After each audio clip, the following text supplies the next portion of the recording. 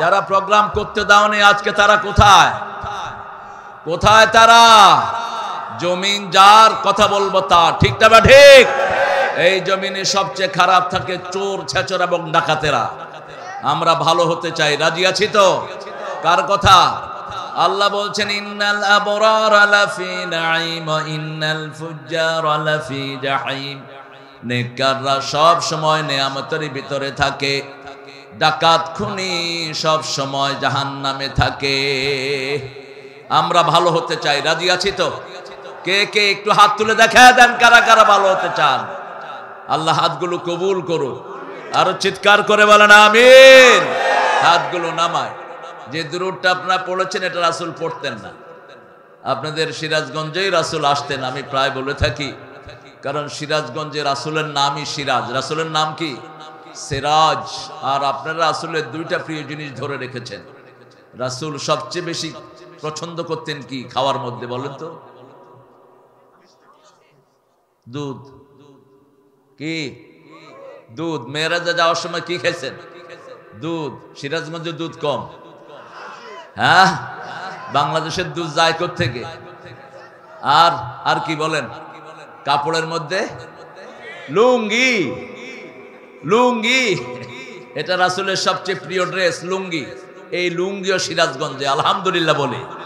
এই জন্য রাসূল যেটা পড়তেন সেই দুরূদটা পড়েন, আল্লাহুম্মা সাল্লি আলা মুহাম্মাদ ওয়া আলা আলি মুহাম্মাদ কামা সাল্লাইতা আলা ইব্রাহিম ওয়া আলা আলি ইব্রাহিম ইন্নাকা হামিদুম মাজিদ।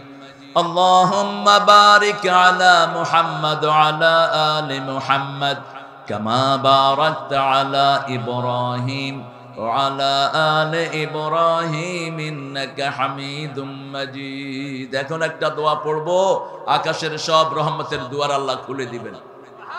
পড়েন আল্লাহু আকবার কবীরা আলহামদুলিল্লাহি কাসীরা সুবহানাল্লাহি বুকরাতাও ওয়া আসীলা। এখন একটা দোয়া পড়বো যেটা সওয়াব কিয়ামত পর্যন্ত লেখা হবে।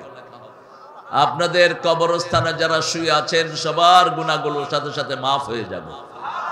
পড়েন সুবহানাল্লাহি ওয়া বিহামদিহি আদাদা খালকিহি ওয়া রিদা নাফসিহি ওয়া জিনাতা আরশিহি ওয়া মিদাদা কালিমাতিহি।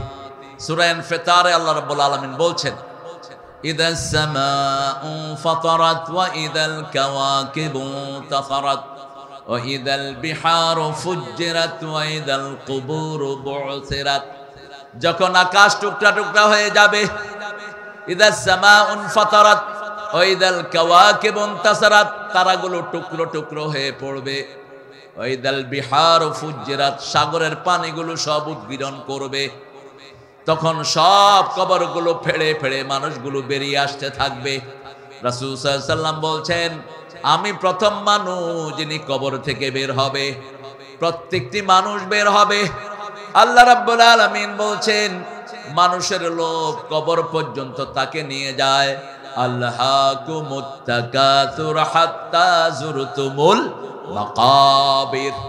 আল্লাহ ধ্বংসদের জন্য, যারা শুধু সম্পদ বাড়ানোর জন্য চেষ্টা করে, শুধু সম্পদের আধিক্য তাদেরকে কবর পর্যন্ত নিয়ে যায়। কবরের মাটি মুখে পড়ার আগ পর্যন্ত তারা ক্ষান্ত হয় না। দেশ থেকে ভাগছে তাও পয়সার দিকে টান, ঠিক না বা ঠিক? হায় রে পয়সা, কত টাকা! শুধু কাজের ছেলের কাছে কয় কোটি? কয়শো? 400। কাজের ছেলের কাছে যদি 400 কোটি হয়, ওদের কাছে কতশো কোটি?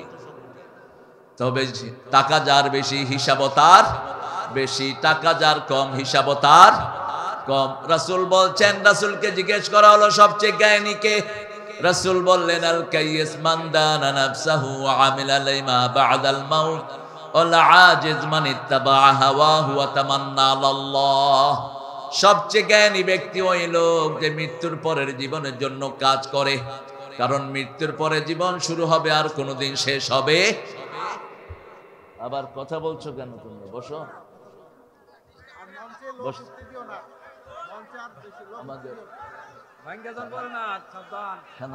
জেলা আমির কই? আরে সামনে আসলে না ভালো হতো। আমরা অনেক বিনয়ী একজন মানুষ পেয়েছি। ইসলাম আলারা এরকমই হয়, আর ইসলাম যাদের মধ্যে থাকে না এরা হয় বেয়াদব, এরা হয় উশৃঙ্খল, এরা মানুষকে সম্মান দিতে জানে না। ঠিক না ঠিক? কোরআনের মাহফিল কি দোষ করেছিল গত বছর, হলো না কেন বলেন? কেন হলো না? কি দোষ? হ্যাঁ, দোষ হলো আওয়ামী লীগ। এরা হলো কোরআন বিরোধী, এরা হলো কোরআনের দুশমন, এরা হলো মূর্তির পক্ষের লোক। সারা দেশ মূর্তি দিয়ে ভরেছে। ঠিক না ঠিক? মূর্তি আছে যেখানে আমরা নাই। রাসূল বলছেন, মান ক্বালা লা ইলাহা ইল্লাল্লাহ লাম ইউশরিক বিল্লাহ দাখালাল জান্নাহ। যে কালেমা পড়বে, আল্লাহর সাথে শিরক করে নাই, সে যাবে কোথায়? কোথায় যাবে? আমরা পড়ি লা ইলাহা ইল্লাল্লাহ, আমরা শিরক করব না, কোথায় যাব? জান্নাতে। কার কথা? আল্লাহর কথা। আল্লাহ বলছেন, কাদিয়াসাল কুফারু মিন আসহাবিল কুবুর।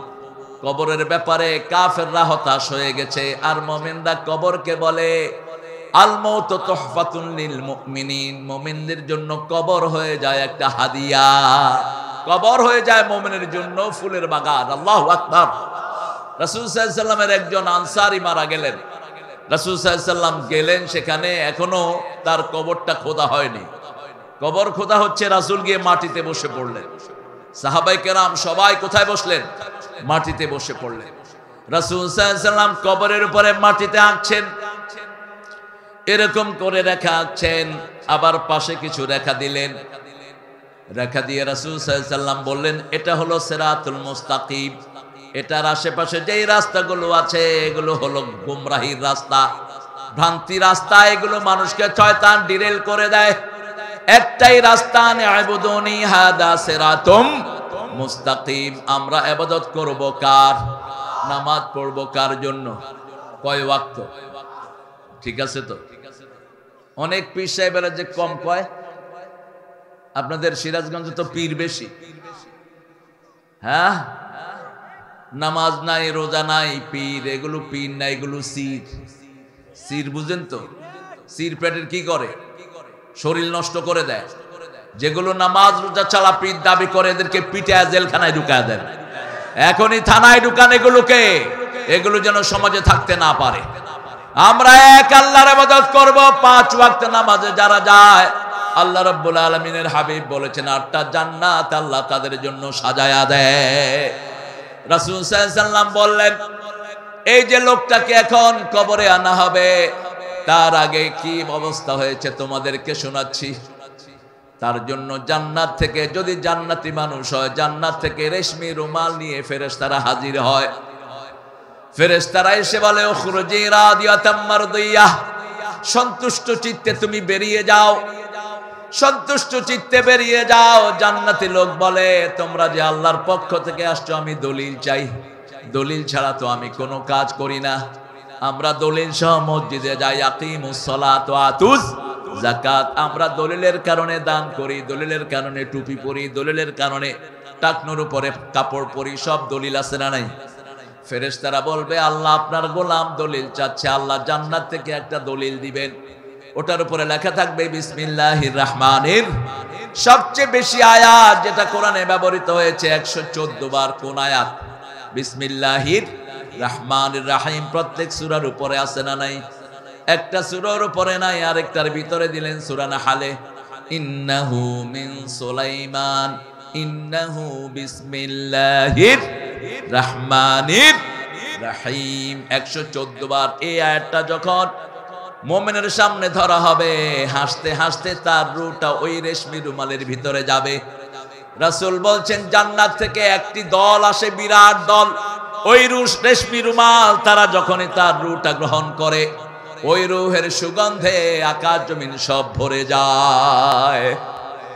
ওই সুগন্ধি রুমাল যুক্ত রূহ যখন আকাশের দিকে নিয়ে যেতে থাকে, ফেরেশতারা বলে, কার রূহ? কোন ভালো লোকের রূহ? কোন মানুষটার রূহ? তখন ফেরেশতারা পরিচয় দেয়, অমুকের ছেলে অমুক, অমুকের ছেলে অমুক, ইসলামী আন্দোলন করেছে, কোরআনের আন্দোলন করেছে, কোরআনের জন্য মায়ের খেয়েছে, ঘর ছেড়েছে। এরকম লোক আছে না নাই? কথা বলেন না কেন? নবীর জন্য যারা মায়ের খায় তারাই নবীর দলের লোক, কোরআনের জন্য যারা মায়ের খায় তারাই নবীর দলের লোক। আমার নবী কোনোদিন সুস্থ থাকতে পারেন নাই। যেদিন থেকে কালেমার ঘোষণা দিয়েছেন 23 বছর যুদ্ধের পরে গিয়েছে, ঠিক না বেশি? 13 বছর মায়ের খেয়েছেন, 10 বছর দিয়েছেন। কত বছর মায়ের খেয়েছেন? 13 বছর। নামাজ পড়তে গিয়েছেন, ওটের নারী বুড়ি রাসূলের গর্দানে চাপিয়ে দেওয়া হয়েছে। রাসূল সাল্লাল্লাহু আলাইহি সাল্লাম রাস্তা দিয়ে যেতেন, ঘরের ময়লাগুলো একত্রিত করে রাসূলের গায়ের উপর উড়িয়ে মারা হতো, অকথ্য ভাষায় গালিগালাজ করা হতো। রাসূল সাল্লাল্লাহু আলাইহি সাল্লাম কোথাও নিরিবিলি বসতে পারতেন না।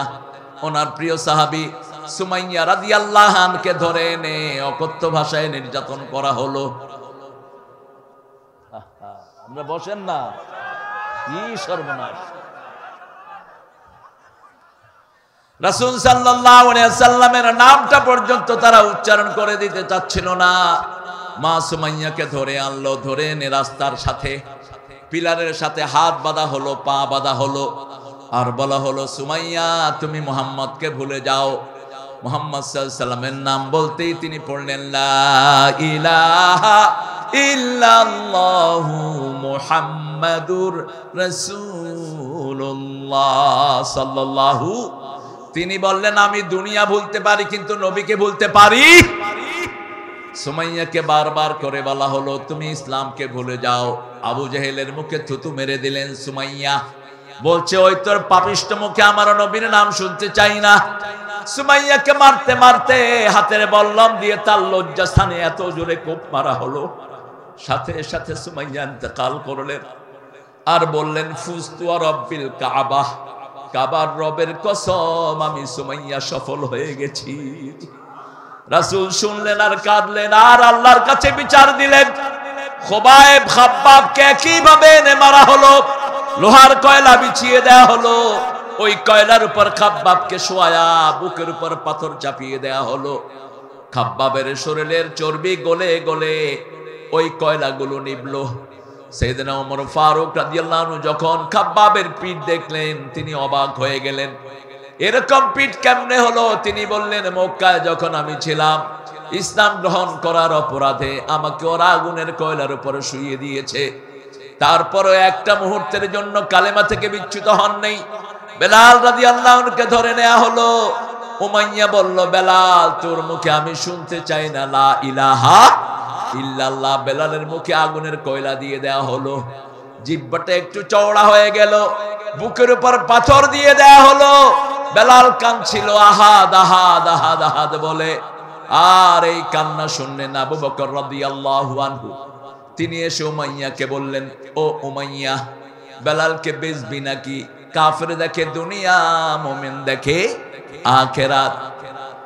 উমাইয়া বলছে, একে নিয়ে কি করবি? আমি তো অথর্ব বানিয়ে ফেলেছি। বলছে, ওর তোর কাছে কোনো দাম নাই, কিন্তু বেচবি কিনা তাই বল। বিরাট দাম চেয়ে নিল। সাথে সাথে আবু বকর সব টাকা এনে তার হাতে দিয়ে বলছে, বেলালকে আমার কাছে ফেরত দে। বেলালকে ফেরত দেওয়া হলো। হাতে নিয়ে আবু বকর বললেন, ও মাইয়া, তুই যদি সারা দুনিয়া চাইতি, সারা দুনিয়া হলেও আমি এই বেলালকে কিনে নিতাম। কারণ এই বেলালের দাম কি তুই জানোস না? এই বেলালের দাম জানেন কে? আল্লাহ জানেন। যখন সবার আজান ইন্টারভিউ হচ্ছিল, কারো আজান আল্লাহর দরবারে কবুল হয় নাই, কিন্তু কালেমার জন্য জিনার জিহ্বাতে আগুন দেয়া হলো। সেই তোতলা কণ্ঠে যখনই বেলাল আজান দিলেন, সাথে সাথে আরশে পৌঁছে গেল। আর আল্লাহ বললেন, কিয়ামত পর্যন্ত ইসলামের সবচেয়ে বড় মুয়াজ্জিন হয়ে যাবে এই বেলাল। রাসূল যখন মেরাজে গেলেন, জান্নাতে হাঁটছেন রাহমাতুল লিল আলামিন। হাঁটতে হাঁটতে শুনেন সামনে দিয়ে হাঁটছে বেলাল। বেলালের পায়ের আওয়াজ শুনছেন তিনি। মেরাজ থেকে এসে বললেন, বেলাল, কি আমল তুমি করো? তোমার কথা আমি জান্নাতে ভুলতে পারি নাই। আমি যখন জান্নাতে হাঁটছিলাম, আমার মনে হচ্ছিল আমার সামনে তুমিও হাঁটছিলে। কি আমল তুমি করো? বেলাল বলছে, ইয়া রাসূলুল্লাহ, কি আমল করি জানি না, তবে 5 ওয়াক্ত ওযু করে 2 রাকাত নামাজ আমরা পড়ি, আমি পড়ি, আমরাও পড়বো। রাজি আছি তো? 2 রাকাত নামাজ যারা পড়ে তাদের জন্য জান্নাতে আগাম ব্যবস্থা করে দেন কে? বেলাল যেইভাবে কোরবানি দিয়েছেন আমরাও কোরবানি দিতে রাজি আছি না নাই? ইসলামের জন্য যদি জানও দিতে হয়, জান দিতে রাজি আছি না নাই? হাত তুলে দেখা দাও মুসলমান।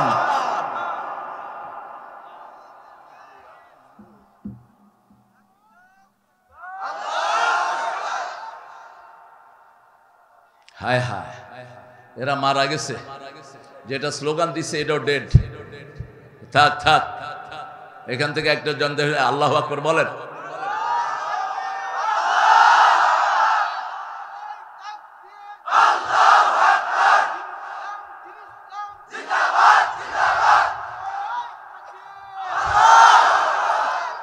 যখন রূহটা নিয়ে যাওয়া হয়, প্রথম আকাশে ফেরেশতা জিজ্ঞেস করে কে? বলা হয় অমুকের ছেলে অমুক। আল্লাহর পক্ষ থেকে ঘোষণা আসে দরজা খুলে দাও। সুবহানাল্লাহ বলতে ইচ্ছা করলো না। দ্বিতীয় আকাশে একই অবস্থা, তৃতীয় আকাশে একই, নিতে নিতে সপ্তম আকাশে নিয়ে যাওয়া হয় রূহ। তার লাশটা কোথায়? তার লাশটা জমিনে আল্লাহ রাব্বুল আলামিনের কাছে নিয়ে যাওয়া হয়। আল্লাহ বলেন ইল্লিনের মধ্যে তার নামটা লিখে দাও। আল্লাহ আমাদের সবাইকে সেই কপাল দান করে দেন। আরো জোরে বলি আমিন। এর জন্য প্রথম হতে হবে আল্লাহর দলের লোক। কার দল? অন্য কোন দল করা যাবে না।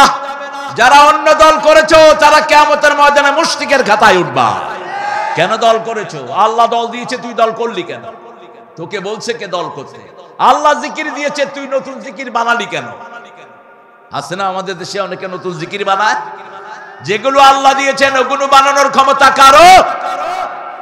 আল্লাহর হাবিব সাল্লাল্লাহু আলাইহি সাল্লাম বলছেন তার রূহটা আবার নিয়ে আসা হয়, নিয়ে এসে কবরের ভিতরে তার শরীরে রূহটা দিয়ে দেওয়া হয়। সেই সময় দুইজন ফেরেশতা আসে। কয়জন? দুইজন ফেরেশতা এসে তাকে বসায়। হাত্তা তাসমাউ শিরাকানি আলী, লোকেরা যখন হেঁটে যায় জুতার আওয়াজ তার কানে আসতে থাকে, তার আত্মীয় স্বজন তাকে ফেলে আসছে। এই অবস্থায় তাকে বসানো হয়, বসিয়ে বলা হয় মার রব্বুক, তোমার রব কে?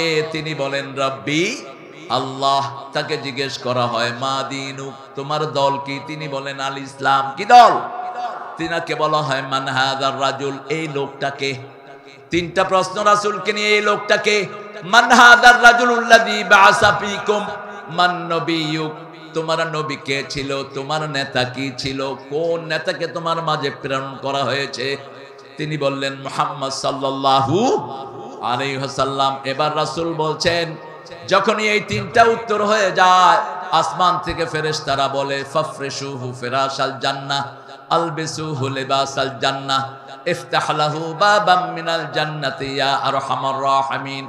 তার জন্য জান্নাতের বিছনা বিছিয়ে দাও, তার গায়ে জান্নাতের পোশাক পরিয়ে দাও, তার দরজার সাথে জান্নাতের একটা দরজা খুলে দাও। তখন ওই মৃত মানুষটি, ওই লাশ, তখন সে আর লাশ থাকে না, তার রূহ তার শরীরে। তাকে বলা হয় তুমি এখানে ঘুমাও, নুমকানাও মিলুরুস, বাসর ঘরে জামাই যেরকম ঘুমায় তুমি এরকম ঘুমাও। তিনি বলতে থাকেন কাদমিল হাসর ইয়া রব, হে আল্লাহ, যেই কিয়ামতের আগেই কবরের আযাব, কবরের এত শান্তি, কবরে এত জান্নাতের বাতাসে এত শান্তি, আমার হিসাবটা তাড়াতাড়ি করিয়ে নাও। আমার হিসাবটা করিয়ে নিয়ে তাড়াতাড়ি চিরস্থায়ী ভাবে আমাকে জান্নাত দিয়ে দাও। কিন্তু তার চোখের ভিতরে ঘুম পাতায়া দেন কে? তার আগে আরেকটা ঘটনা ঘটে। রুম্মান নামক একজন ফেরেশতা আসে কবরে, যিনি নেককার, তার কাছে একটা সুন্দর ফুটফুটে বাচ্চা আল্লাহ পাঠিয়ে দেয়। অত্যন্ত নাদুস নুদুস একটা সুন্দর বাচ্চা কবরে আসে। আসার পরে উনি বলেন তুমি কে? বলছে তুমি আমাকে চিনো না, আমি তোমার নামাজ, আমি তোমার ইসলামী আন্দোলন, আমি তোমার কোরআনের পথের কোরবানি। আল্লাহ আমাকে সুন্দর শিশু আকারে তোমার সঙ্গ দেওয়ার জন্য পাঠিয়েছেন। আল্লাহ আমাদের সবাইকে আল্লাহ তোমার প্রিয় গোলাম হিসেবে কবুল করো। আর মুমিনের রূহ কিভাবে বের করা হয় সেটা সূরা নাজিয়াতে আল্লাহ বলছেন ওয়ান্নাজিআতে গরকা ওয়ান্নাশিতাতে নাশতা। প্রথমটা হলো কাফিরের রূহ, টেনে হিসড়ে তার রূহ বের করা হয়।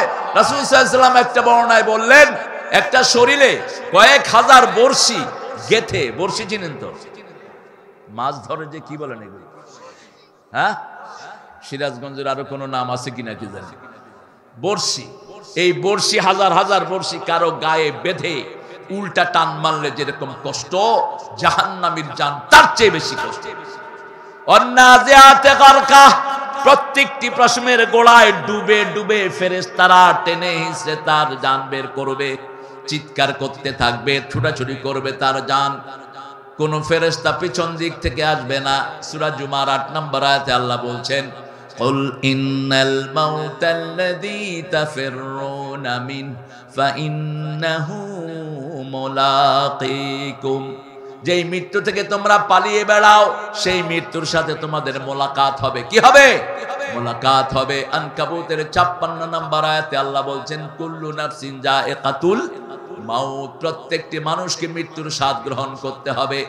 সেই মৃত্যু কারো জন্য হয় সুখের, কারো জন্য হয় দুঃখের।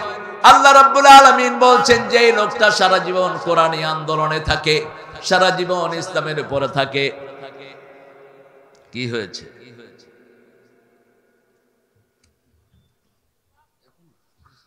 তো দিলা কেন এখন? এটা আমি তো অলরেডি বলে দিয়েছি। আমাদের জেলা আমির সাহেব এসেছেন, আলহামদুলিল্লাহ বলেন।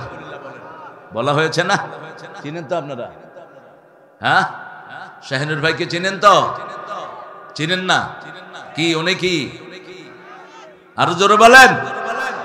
16 বছর আসছে আপনাদের সামনে। কেন? কোথায় ছিলেন? কোথায় কোথায়? জেলে। যারা জেলে দিছে এখন তারা কোথায়? হ্যাঁ, উনি তো দেশেই ছিলেন, ওরা তো দেশ ছাড়া। ঠিক না? ঠিক। এই জন্য জুলুম করবি না, জুলুমের পরিণতি ভালো হয় না। কোন জালেমকে আল্লাহ ছেড়ে দেয় না। ধরেন কে? কে ধরেন? আমরা কিছুই করিনি, একজনের গায়ে আঁচড়ও দেয়নি আমরা। আল্লাহর বিচার আল্লাহ করে দিয়েছেন। ও মেরে গেছে, 2000 লোককে খুন করেছে, 30,000 লোকের উপর আহত করেছে, কত লোককে ঘর ছাড়া করেছে, কিন্তু আমরা কারো গায়ে আঘাত, বরং এখনো হিন্দুরা আমাদেরকে মারে। ঠিক না ঠিক? এসকনের সদস্য আমাদের সাইফুলকে চট্টগ্রামে মেইন রোডে ফেলায়া জবাই করে মেরেছে। আমরা আইন হাতে তুলে নেই না। আমরা ইসলামের মধ্যে সবচেয়ে ভদ্র, ইসলামের চেয়ে ভদ্র কেউ হতে পারে না। ঠিক না ঠিক? আমরা যদি অভদ্র হতাম, একটা হিন্দু এদেশে থাকতে পারতো না, একটা বামপন্থীও থাকতে পারতো না। আল্লাহ আমাদেরকে আরো ভদ্র করে দেন, বলেন আমিন। আমার নবী ছিলেন সবচেয়ে জেন্টেল, সবচেয়ে কার্টেসিয়াস। তিনি কোনোদিন অসংলগ্ন ভাবে কারো সাথে কোনো ব্যবহার করেননি। খুনিকে পেয়েছেন, তার সাথে মুস্কি হেসেছেন, রাহমাতাল লিল আলামিন। আল্লাহ রাব্বুল আলামিনের হাবিব বলছেন, ওয়ান্নাশিতাতে নাশতা, একটা বোতলের ভিতরে পানি ভরলেন। পানি ভরার পর পানি যখন পুড়ে যায়, যেরকম আস্তে করে পড়ে, মোমেনের রুট এরকম নরম ভাবে আল্লাহ বের করে নিয়ে আসবেন, মোমেন টেরও পাবে না। আর রাসূল বলছেন, যারা শহীদ হয়, 7 কারণে মানুষ শহীদ হয়। কয় কারণ? 7 কারণে শহীদ হয়। তবে প্রধান কারণ লিআলায়ে কালিমাতিল্লাহ, যারা আল্লাহর কালেমাকে বুলন্দ করার জন্য রাজপথে মারা যায়, শুধু আল্লাহর সন্তুষ্টির জন্য, তারা সবচেয়ে বড় শহীদ। সবচেয়ে বড়। 2 নাম্বার শহীদ, যারা জ্বরে পড়ে মারা যায়, তাদেরকে রাসূল বলেছেন তারা শহীদ। 3 নাম্বার, কোন উঁচু জায়গা থেকে পড়ে মারা যায়, তারাও শহীদ। হার্ট অ্যাটাকে যারা মারা যায় তারা শহীদ। ক্যান্সারে যারা মারা যায় তারা শহীদ। আগুনে পুড়ে যারা মারা যায় তারা কি? শহীদ। তবে প্রথম শহীদের মর্যাদা সবার উপরে। রাসূল বলছেন, যারা শহীদ হয় তাদের চোখের সামনে আল্লাহ জান্নাত তুলে ধরে, মৃত্যুর কোনো যন্ত্রণা তার অনুভূত হয় না। ওই যখন জান্নাতের নাজ ও নেয়ামত দেখে হাসতে হাসতে তার রুটা বেরিয়ে আসে। যেমন আপনাদের পাশের জেলার একজন আলেমকে খুন করা হলো, কি নাম? মাওলানা মতিউর রহমান নিজামী। 3 ঘন্টা আগে জল্লাদ এসে বলছে, স্যার 3 ঘন্টা পরে আপনার ফাঁসি হবে। তিনি মুচকি হেসে বলছেন, আলহামদুলিল্লাহ। জল্লাদ অবাক হয়ে গেলেন, স্যার আপনার ফাঁসি হবে 3 ঘন্টা পরে, আপনি বলছেন আলহামদুলিল্লাহ। তিনি বললেন, এই সময়টার জন্যই 65 বছর আল্লাহর কাছে হাত তুলে কেঁদেছি, আমি যেন আমার আল্লাহর সাথে শহীদ অবস্থায় দেখা করতে পারি। তিনি গোসল করলেন, সুন্দর করে ওযু করলেন, গোসল করলেন, 2 রাকাত নামাজ পড়লেন, খুব লম্বা নামাজ। তারপরে তাদের 4 ছেলেকে বললেন কি ড্রেস পরে আল্লাহর সাথে দেখা করব। ছেলে বলল আল্লাহ সুন্দর, সুন্দরকে পছন্দ করেন কে? আল্লাহর সবচেয়ে প্রিয় রং সাদা রং। কোন রং? সাদা রং। সাদা রঙের ড্রেস পরলেন তিনি, টুপি পরলেন, পাঞ্জাবি পাজামা পরলেন। লোকদেরকে বলেন চলেন যাই। 6 জন জল্লাদ তার 2 হাতে ধরলো, তিনি বললেন হাত ছেড়ে দাও। বলছে স্যার আমাদের নিয়ম হাত ধরতে হয়। বলছে নিয়ম আমি মানি না। কিসের নিয়ম? বলছে ফাঁসির কাস্টে ঝুলাতে হলে এরকম নিতে হয়। তিনি বলছেন ওটা তো ফাঁসির কাষ্ট নয়, ওটা জান্নাতের মালা। ওখানে আমি আমার আল্লাহকে দেখছি। মুচকি হেসে সেখানে গেলেন আর পড়ছেন লা ইলাহা লা ইলাহা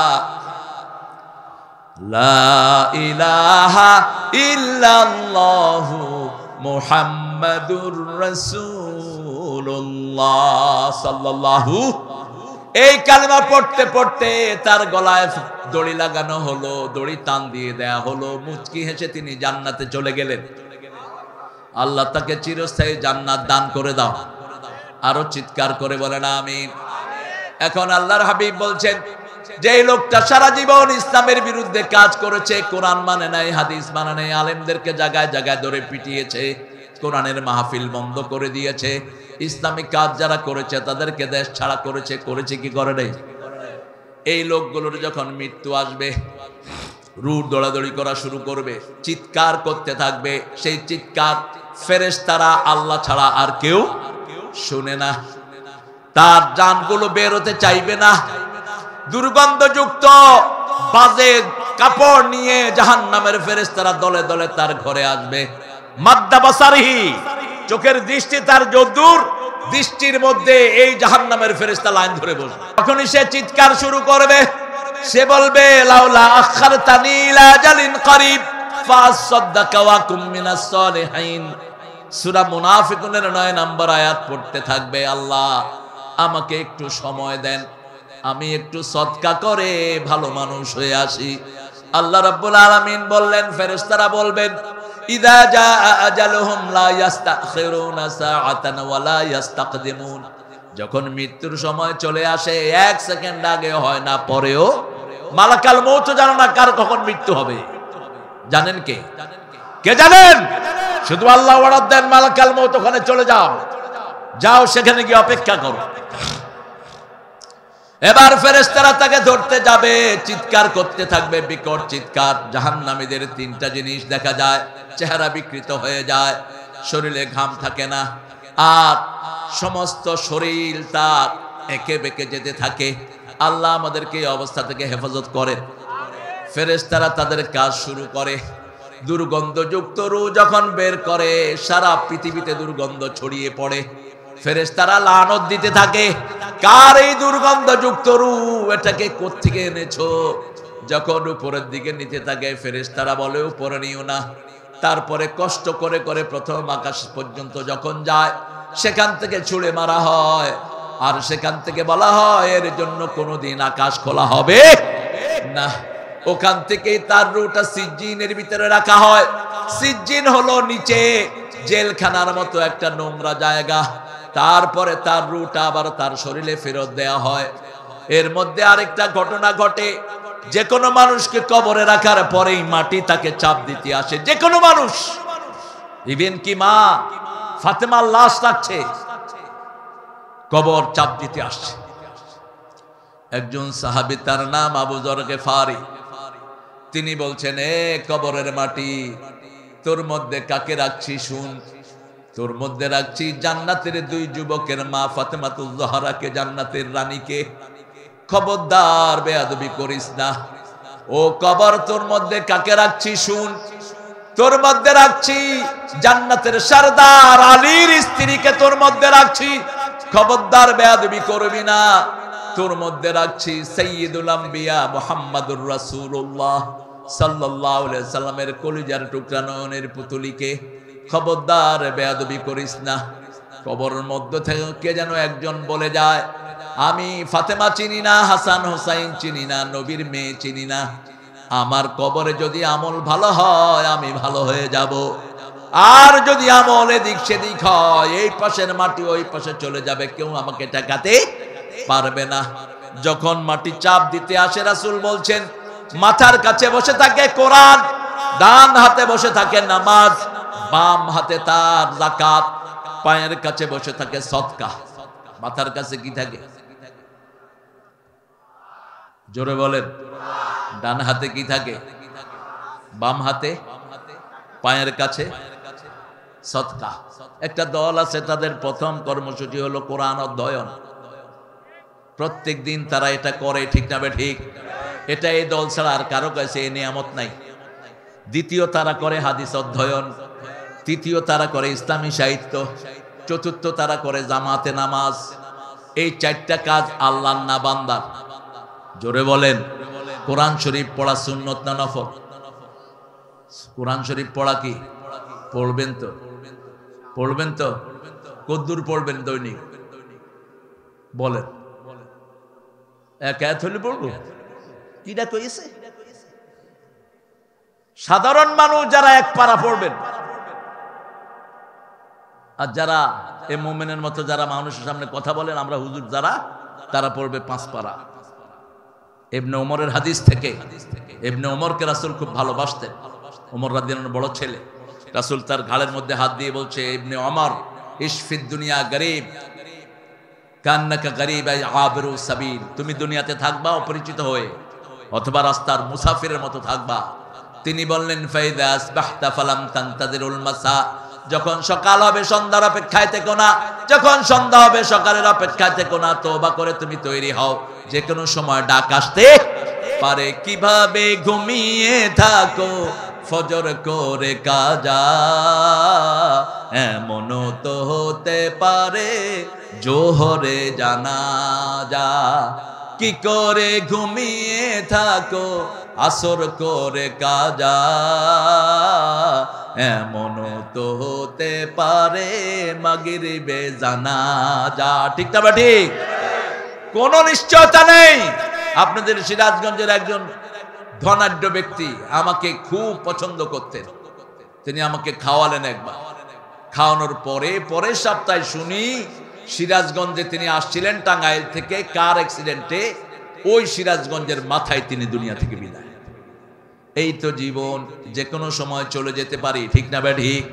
সেজন্য রাসূল সাল্লাল্লাহু আলাইহি ওয়াসাল্লাম যে কথাগুলো বলছেন সেগুলো আমাদের জীবনের ধারণ করা দরকার। কোরআন পড়বো তো? পড়বেন তো? এই রাতে একটা সূরা রাসূল পড়তেন। রাসূল বলছেন, ওই সূরা যারা রাতে পড়বে তাদের কবরে কোনো হিসাব হবে না। আর রাসূল বলছেন, আল কবরু রাউদুম মিন রিয়াদিল জান্নাহ ওয়া হুফারিম মিন হুফারিন নার। কবর কার জন্য জান্নাতের বাগান হবে, কার জন্য জাহান্নামের গর্ত হয়ে যাবে। কবরে যে ঠেকে যাবে তার পুরা জীবন শেষ, আর কবরে যে নাজাত পাবে পুরা জীবন তার সুখের হয়ে যাবে। 5 ব্যক্তির জন্য কবরে কোনো সওয়াল জবাব হবে না। কয় ব্যক্তি? প্রথম ব্যক্তি নাবালক। নাবালক বয়সে যারা মারা যায় বিনা সওয়াল জবাবে, তাকে মাফ করে দিবেন কে? 2 নাম্বার, জুমার দিন যার মৃত্যু হয়। কোন দিন? জুমার দিন। আল্লাহর কাছে বলেন, আল্লাহ আমাদের সবাইকে জুমার দিন মৃত্যু দিয়েন। আরো আস্তে করে আমি। জুমার দিন কিয়ামত হবে, জুমার দিন জান্নাত তৈরি হয়েছে, জুমার দিন জান্নাতে ঢুকানো হবে, জুমার দিন জাহান্নাম থেকে বের করা হবে। জুমার দিন আল্লাহ আদমকে সৃষ্টি করেছেন। পৃথিবীর সবচেয়ে বড় দিন কোন দিন? জুমার দিন। 3 নম্বরে আল্লাহ বলছেন, যারা রাতের বেলায় সূরা মুলক পড়ে এদেরকে কবরের আযাব থেকে মাফ করে দিবেন কে? এই সবগুলোর পিছনে চড়তে হলে আপনি ইসলামী দল করতে হবে।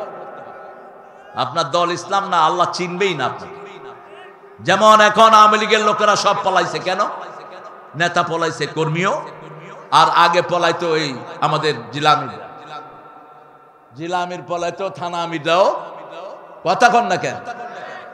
এখন জিলামিরও এখানে, থানা আমিরও এখানে, কয় আমরাই থাকুন।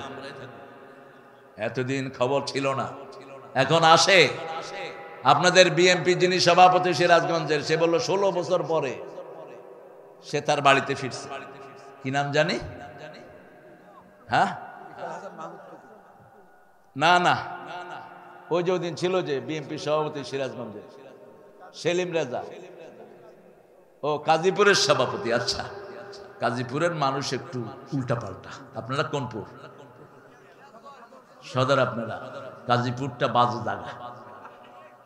গাজীপুরের ওই যে নদীর ভিতরে যেগুলো, এগুলো অভদ্র, এগুলো মেহমানের সাথে ব্যবহার করতে পারবে না।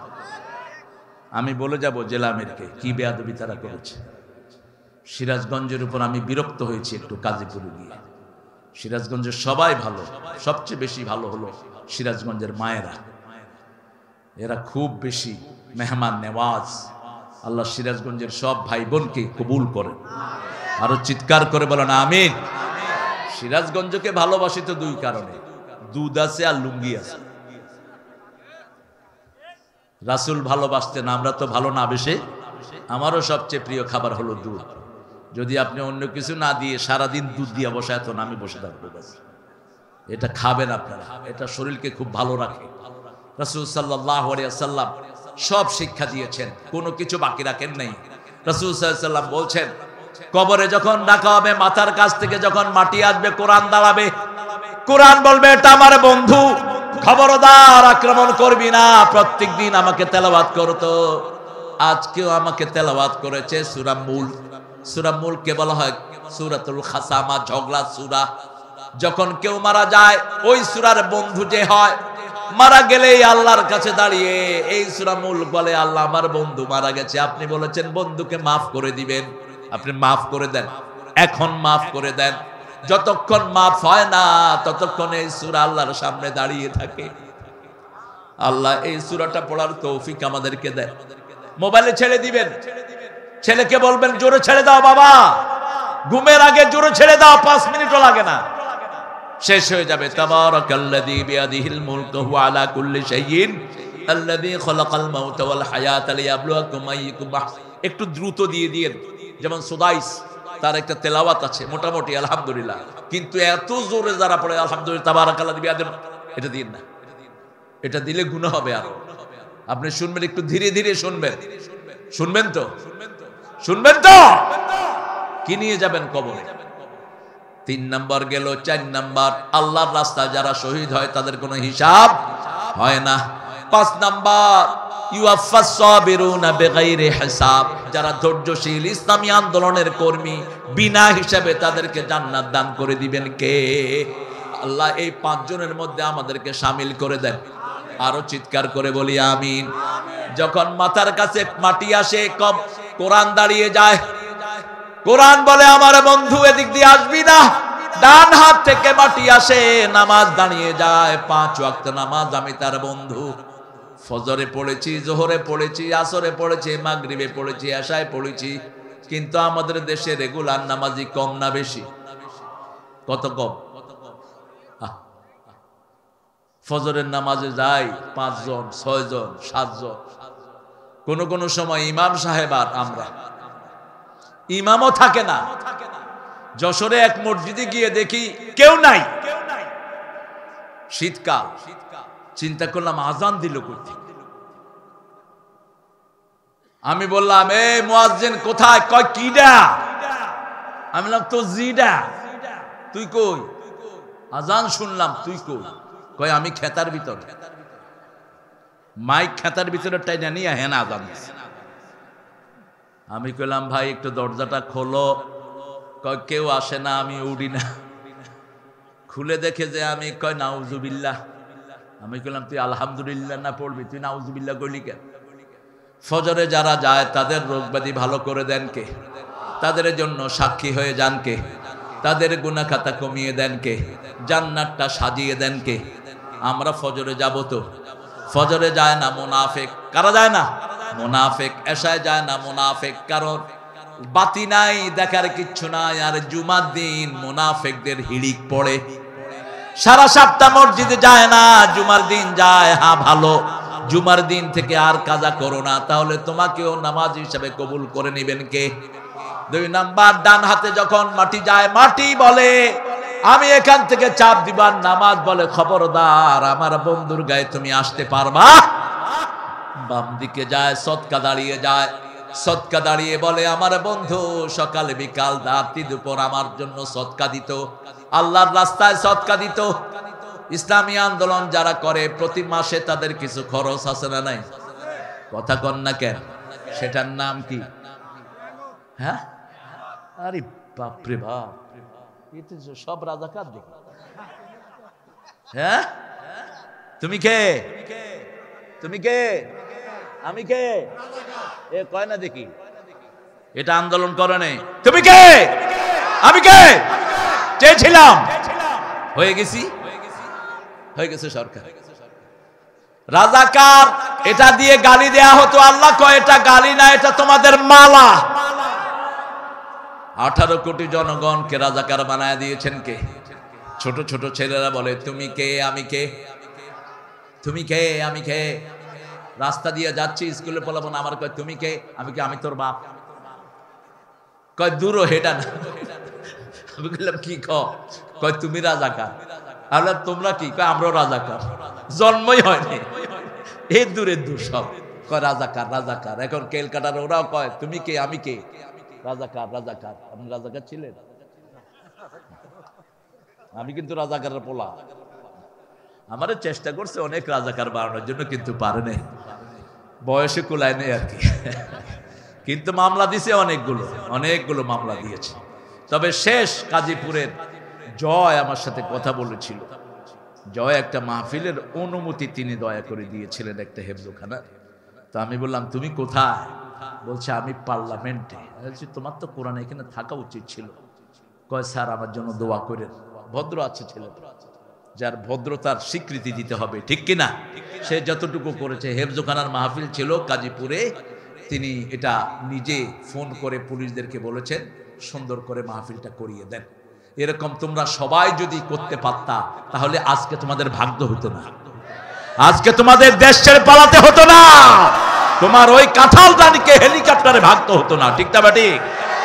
কোরআন মানুষকে ছায়া দেয় দুনিয়াতেও আখিরাতেও, ঠিক না ঠিক? কোরআন আছে যেখানে শান্তি আছে, মসজিদে গেলে শান্তি আছে না নাই? কি শান্তি লাগে, সবাই ঘুমায়, হুজুরও ঘুমায়। কেন ঘুমায়? কারণ ওখানে শান্তির জায়গা, 24 ঘন্টা কোরআন পড়া হয়। আর সবচেয়ে মানুষ কষ্ট পায় সিনেমা হলে গেলে, কারো চোখে ঘুম নাই। সব ডাকাত, সব কি ডাকাত, তার চোখ তাকে লানত করে, হাত তাকে লানত করে। তৃতীয় চতুর্থ তার পায়ের কাছে চলে যায়, পায়ের কাছে বসে থাকে যাকাত। কে বসে থাকে? যাকাত। যাকাত দিবেন তো, দিবেন তো যাকাত। যাদের 10 মণ চাউল হয়, 10 মণ ধান হয়, আপনি শেষ করেন না, বৃষ্টি আল্লাহ দিয়ে আপনার শেষ করে দেয়। 10 মণে 1 মণ গরিবকে দিবেন। আবার রাসূল বলছেন 5% খনিজ পদার্থ যেই জায়গায় খনি পাওয়া যায়, গরিবকে দিবা 5%-এর 1%। আমাদের দেশে এটা দেয়া হয় না। এত খনি পাওয়া গেছে, কোনো গরিবকে দেয়া হয় না। আপনি যদি সেচের কাজ করেন, 20 মণে 1 মণ গরিবকে দিবেন। 25টা ছাগল পালছেন আপনি, ছাগলের খাওয়া কিনেন না, ওই ছাগলের 25টার একটা গরিবকে দিবেন। আবার 30টা গরু আছে, উট আছে, আপনি ওগুলোকে পালেন, কিন্তু আপনি খাওয়া কিনেন না, 30টা থেকে একটা কাকে দিবেন? গরিবকে দিবেন। এইভাবে যদি যাকাত দেয়া হয়, মৃত্যুর পরে ওই যাকাত আপনার জন্য সাক্ষী হয়ে যাবে। আল্লাহ রাব্বুল আলামিনের হাবিব বলছেন, কবর এত জোরে চাপ দেয়, এক পাশের মাটি আরেক পাশে চলে যায়, এত জোরে চিৎকার করে, শুধুমাত্র মানুষ আর ফেরেশতারা, মানুষ ছাড়া আর সবাই এই আওয়াজ শুনতে পায়। এজন্য কোন কবরস্থানের পাশে গরু বাঁধা নিষেধ, ছাগল বাঁধা নিষেধ। দেখবেন দড়ি ছিঁড়ে ছাগল চলে যায়, ঠিক না ঠিক? কোন কবরস্থানের পাশে গরু বাঁধা নিষেধ। আল্লাহ রাব্বুল আলামিন বলছেন, এই যে কবর তোমরা সুন্দর করতে চাও, কি আমল করবা শুনো। আম্মা মান খাফা মাকামা রাব্বিহি ওয়া নাহান নাফসা আনিল হাওয়া ফাইন্নাল জান্নাতা হিয়াল মাওয়া। যারা আল্লাহকে ভয় করে, কাকে ভয় করে? আল্লাহকে ভয় করে, আর নিজের মন যেটা চায় সেটা করে না। আল্লাহ বলছেন জান্নাত আমি তার বাড়ি বানায়া দে। প্রতিদিন একটা দোয়া রাসূল করতেন, সকালে 7 বার, সন্ধ্যায় 7 বার পড়েন, আল্লাহুম্মা আজিরনা মিনান নার, আল্লাহুম্মা আজিরনা মিনান নার। আরেকটা দোয়া করতেন, এটা 7 বার যারা করে জাহান্নাম বলবে, আল্লাহ একে জাহান্নামে দিয়েন না, একে জাহান্নাম থেকে আপনি বাঁচিয়ে দেন। উদখিলনাল জান্নাতা মাল আবরার, নেককারদের সাথে আমাদেরকে জান্নাত দিয়ে দিয়েন। বলেন আমিন। আরো চিৎকার করে বলেন আমিন। নেককারদের সাথে যারা জান্নাতি হবে তাদেরকে আমল করতে হবে নেককারের আমল। 5 ওয়াক্ত নামাজ পড়বো তো, বিবির মোহরানা দেব তো।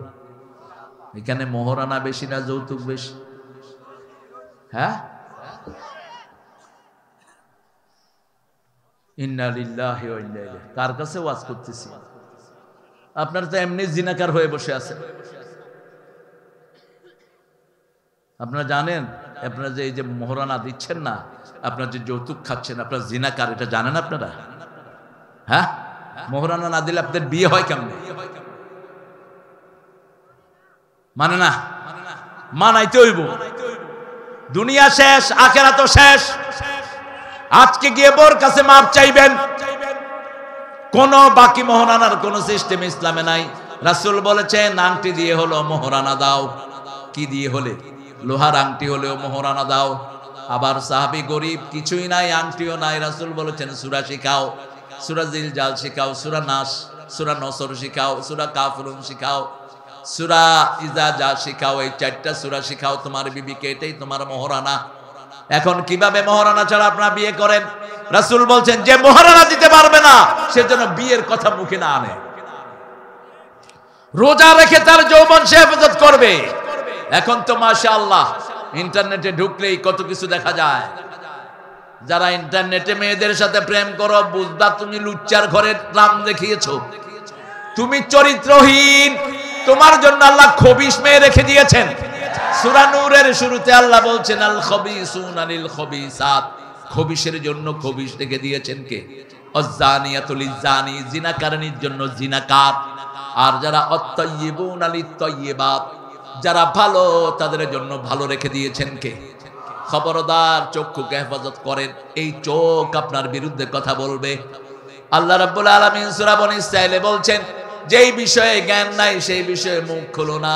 ওয়ালা তাকফু মা লাইসা লাকা বিহি ইলম, ইন্নাস সামআ ওয়াল বাসারা ওয়াল ফুয়াদা কুল্লু উলাইকা কানা আনহু মাসউলা। যেই বিষয়ে জ্ঞান নাই ওই বিষয়ে কথা বলো। ইন্নাস সামআ তোমার কান, ওয়াল বাসারা তোমার চোখ, ওয়াল ফুয়াদা তোমার কলিজা, কুল্লু উলাইকা কানা আনহু মাসউলা। প্রত্যেক জিনিসকে প্রশ্ন করবেন কে? কে করবেন? আল্লাহ প্রশ্ন করবেন। চোখকে বলবে চোখ কি কি দেখেছিল তুমি বলে দাও। মুখকে জিজ্ঞেস করবে মুখ তুমি বলো কি কি করেছিল। সব পাপিষ্ঠরা বলবে আল্লাহ আমি কিছুই করিনি। যেমন আপনাদের প্রাক্তন প্রধানমন্ত্রী যাওয়ার সময় বলছিলেন আমি কোনো দোষ করি নাই। সবাই একই কথা বলবে। আল্লাহ বলছেন সূরা ইয়াসিনের 65 নম্বর আয়াত, আল-ইয়াওমা নাখতিমু আলা আফওয়াহিহিম ওয়া তুকাল্লিমুনা আইদিহিম ওয়া তাশহাদু আরজুলুহুম বিমা Kanu ইয়াকসিবুন। Today I will seal upon your mouth, your hand will speak out, your 2 feet will be the witness for that what he done in your lifetime. আজকে তোমার মুখে সিল মেরে দেব। হাতকে বলবো হাত কথা বলো। হাত বলবে এই হাত দিয়ে বিবিকে যৌতুকের জন্য মেরেছে, এই হাত দিয়ে যৌতুক খেয়েছে, এই হাত দিয়ে সুদের টাকা লালাচাড়া করেছে, এই হাত দিয়ে জমিনে নাইল ঠেলেছে, এই হাত দিয়ে ওজনে কম দিয়েছে, এই হাত দিয়ে সুতা কম দিয়েছে। এই সবগুলো হাত বলে দিবে। আর পা বলবে হাত যা বলে সব সত্য কথা।